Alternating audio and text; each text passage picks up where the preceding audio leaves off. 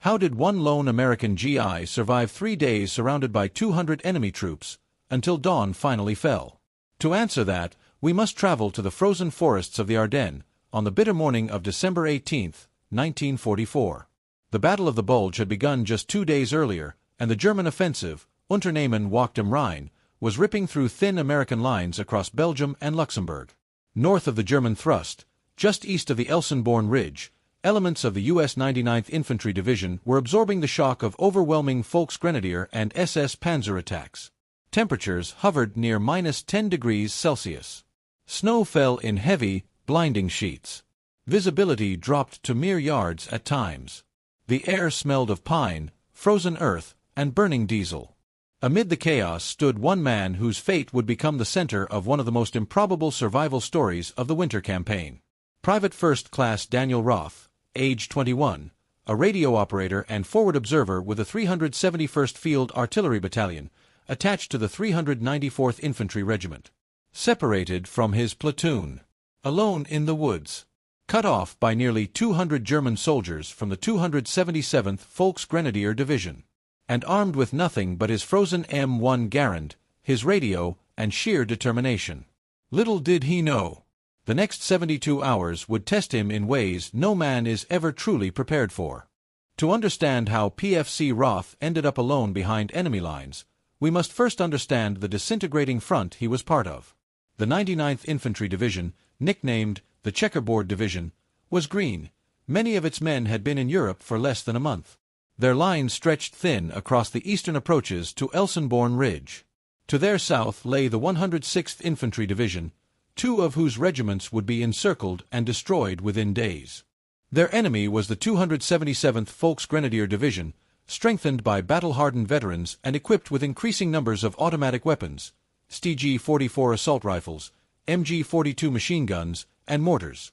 Behind the Volksgrenadiers, armored spearheads from the 1st SS Panzer Division Leibstandarte Adolf Hitler lurked, waiting for breakthroughs. PFC Roth's job as a forward observer was critical. With his SCR-300 walkie-talkie radio, he relayed German movement to the 371st Field Artillery, whose 105 mm howitzers were the primary line of American fire support. FO teams often operated in groups of 2 or 3, but during the German surprise attack, chaos fractured entire units. Patrols became scattered.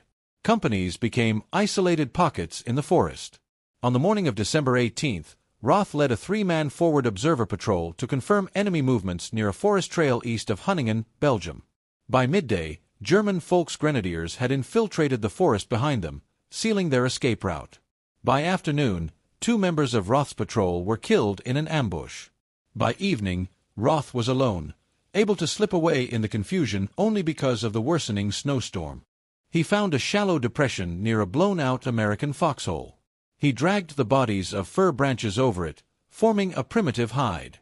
Beneath him, frozen dirt. Above him, icy wind.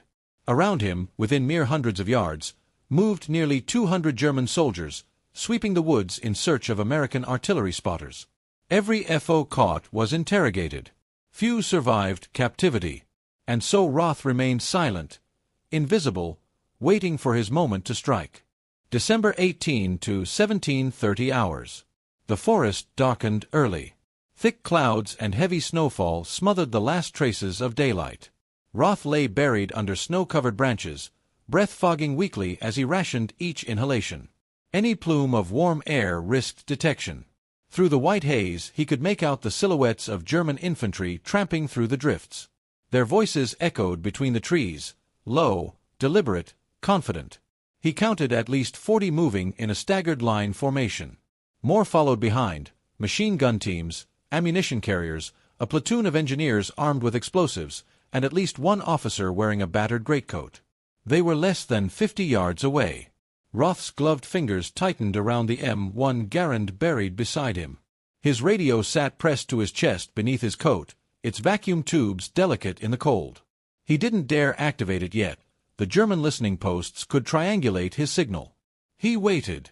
December 18 to 1900 hours. The snowfall thickened, muffling sound and movement. Roth noticed something alarming. The Germans were moving in the exact direction of a U.S. fallback line, but his battalion didn't know. He needed to warn them. He slid the radio's antenna out slowly. Static whispered through the earpiece. He switched to the Red Leg artillery channel. Red Leg 6, this is White Fox 3, enemy movement, battalion strength, grid 27, Charlie, do you copy? A pause. Only static. He repeated the transmission. Then, finally, a faint voice crackled through. White Fox 3, signal weak. Say again, over. He relayed the grid and direction 3 times until the battery acknowledged. Minutes later, the first American counter-battery thundered. 105mm howitzers screamed overhead, crashing into the distant woods. German shouting erupted all around. Some dove for cover. Others ran. Some fired blindly into the trees. But more importantly, they changed direction. Instead of advancing west toward Elsenborn, they began sweeping the woods for the radio source. Roth realized with icy dread. He had just painted a target directly on himself. December 19 to 2:30 hours. Temperatures dropped dangerously low. Roth fought to stay awake. Sleep meant freezing to death. At intervals, German patrols passed so close he could hear the crunch of ice under their boots. He lay motionless, scarcely breathing, snow covering him like a burial shroud. At one point, 2 Volksgrenadiers stopped only 10 feet away. One lit a cigarette. The brief orange glow illuminated their faces, both barely older than Roth. He heard one mutter, "Der Amerikanische Funkmann muss hier irgendwo sein." The American radio man must be somewhere around here. A third soldier approached. Roth saw the unmistakable outline of an MP-40 submachine gun in his hands. They circled his hiding spot. He clutched his knife silently, ready for hand-to-hand combat if discovered. Seconds felt like hours. Finally, the Germans moved on. Roth exhaled a trembling breath. December 19 to 6 o'clock hours. The first faded light seeped through the snow clouds. Roth's hands were numb. His boots were blocks of ice. He hadn't eaten since the afternoon before. But he knew daylight meant danger. Enemy patrols would see his tracks if he tried to move. But staying still meant eventual discovery. He listened carefully. Voices echoed, lots of them. More columns were approaching from the south and east. He rose slowly, brushed snow off himself, slung his rifle, and crawled deeper into the woods, leaving almost no discernible trail. By 0800 hours, he reached a vantage point, a small incline overlooking a clearing used by German units to stage troops. There he saw something shocking. At least 200 German soldiers preparing to assault American positions further west. He had to report it. But using the radio now meant detection. Little did he know. What happened next would become legendary. December 19 to 9:15 hours. Roth set his rifle against a tree and removed the radio handset. He whispered into it. Red Leg 6, this is White Fox 3, urgent fire mission, enemy concentration, grid 27, Delta.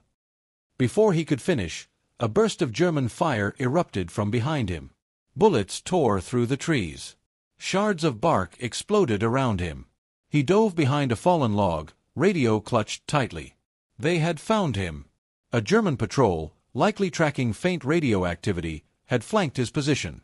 Machine gun fire raked the clearing. Mortar rounds thumped somewhere distant.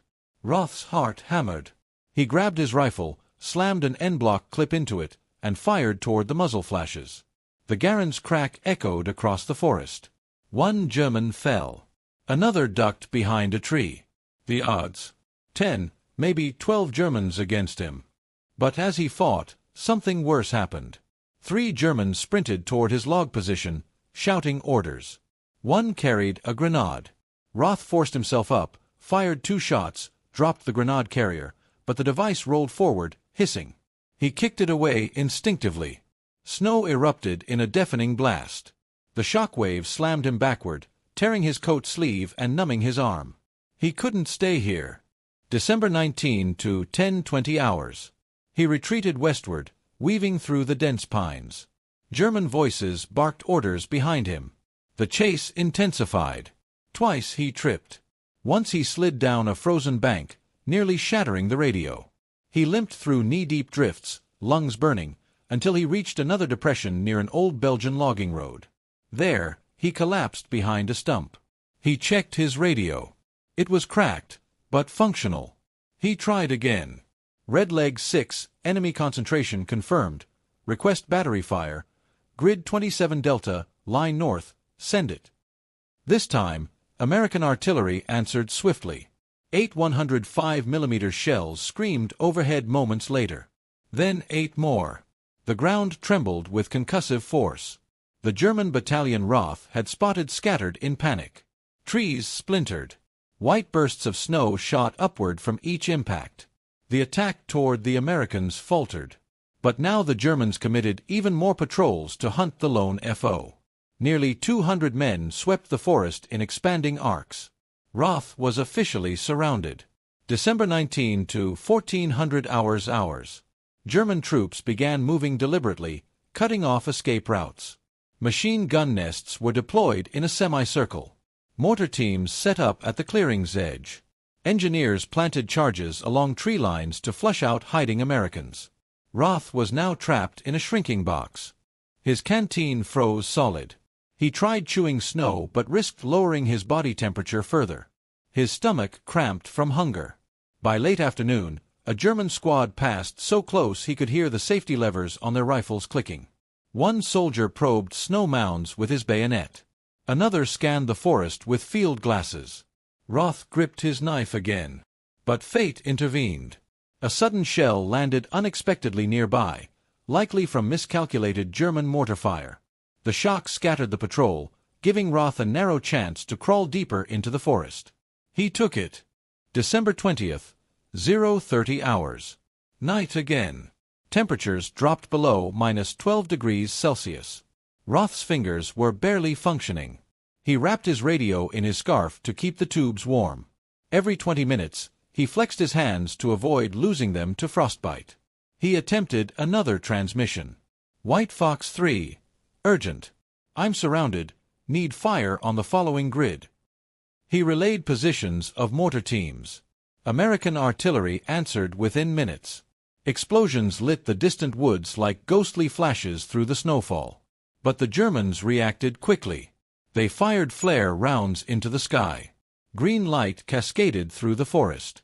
Dozens of German soldiers combed the area with renewed intensity. Roth pressed himself flat against the snow. A German officer shouted, "Durchsucht jeden Meter. Der Amerikaner ist noch hier. Search every meter." The American is still here. The crisis had reached its peak. Any moment, he expected a bayonet to lift the branches hiding him. His breath slowed. His vision blurred. Cold seeped into his bones. 3 days alone had nearly broken him. What happened next would decide life or death. December 20 to 5:40 hours. Dawn approaches. Roth felt movement nearby.